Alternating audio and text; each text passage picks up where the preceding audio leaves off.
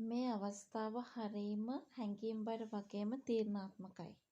දිනෙත් මෙන් තම මිතුරා වෙනුවෙන් කරන කැපකිරීම හංසනාට දරා ගන්න බැරි වීම සාධාරණයි. ඇය දුවගෙන යන මොහොතේ දිනෙත් මෙන්ට සිද්ධ වෙනවා ඇයව නතර කරලා ඇයගේ හිත හදන්න ඉතාමත් ශක්තිමත් දෙයක් කරන්න.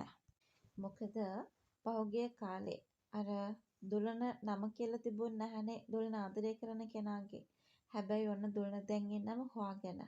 ඒ නම කිව්වට පස්සේ කොහොමත් හංසනාව තමන්ගේ ජීවිතෙන් ඈත් කරන්න ඕනේ. මොකද තමන් නිසා තමන්ගේ මෝසිලකම නිසා හංසනාගේ ජීවිතය අන්තරේ වැටෙයි කියලා බයක් තමයි දිනෙත් මින්ට තියෙන්නේ.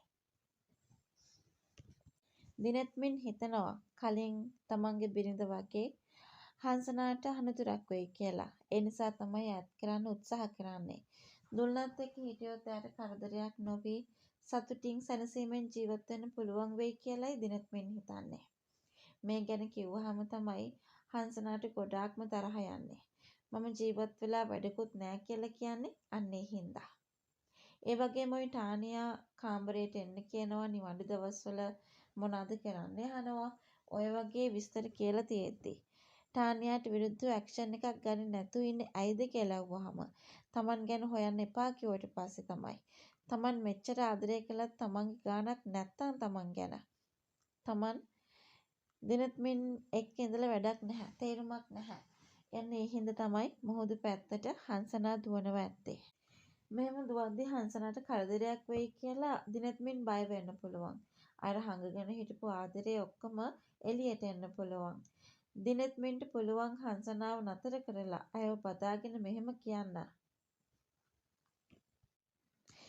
මම දුලන වෙනුවෙන් ඔයාව අතහරින්න හැදුවේ. මම ඔයාට ආදරේ නැති නිසා නෙවෙයි. මගේ යාළුවෝ ඉල්ලපු දේ මට දෙන්න උන නිසා. ඒත් ඔයා නැතුව මට ජීවත් වෙන්න බෑ.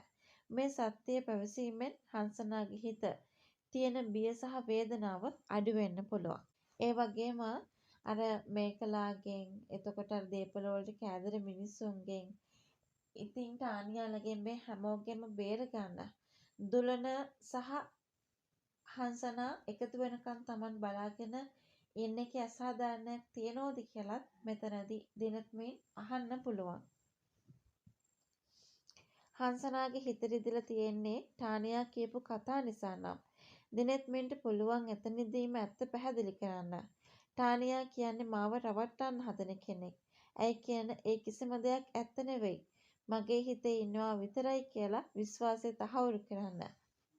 මට සිහිය නැතුණු වෙලාවක් ගැන කියමින් නිරන්තරයෙන්ම මාව බය කරන එක විතරයි ටානියා කරන්නේ. හැබැයි හංසනා කවදාවත් එහෙම කළේ නැහැ. ඒ නිසා තමයි තමන්ගේ ආදරේ වැඩිපුරත් එක්ක දැනෙන්නේ කියලා ඔන්න මෙතනදී පෙන්වා දෙන්න පුළුවන්. පොරොන්දුවක් දෙන්න පුළුවන්. හංසනාගේ අතින් අල්ලගෙන මුහුද දිහා බලාගෙන මොන ප්‍රශ්න ආවත් දුලනට උනත් මම ඇත්ත කියලා ඔයාව ආරක්ෂා කරනවා. ආයේ කවදාවත් ඔයාව තනියම දාලා යන්නෙත් නැහැ කියලා දිනෙත් මින් දෙන පොරොන්දුව ඇයට ලොකු ශක්තියක් වෙයි. ටානියාට උනත් කෙලින් මේ දේවල් කියලා ටානියාට පැත්තකට වෙලා ඉන්න කියලා Taman කියනවා. සංකේතාත්මක තෑග්ගක් දෙන්නත් පුළුවන්. තෑග්ගයකට වඩා දිනෙත් මින් ළඟ රැඳී සිටීම තමයි හංසනාට වටින්නේ. සමහර විට ඔහු ළඟ නිතර තියෙන ඇය වෙනුවෙන් ඔහු ළඟ තබාගත් මොකක් හරි පුංචි මතක සටහනක්.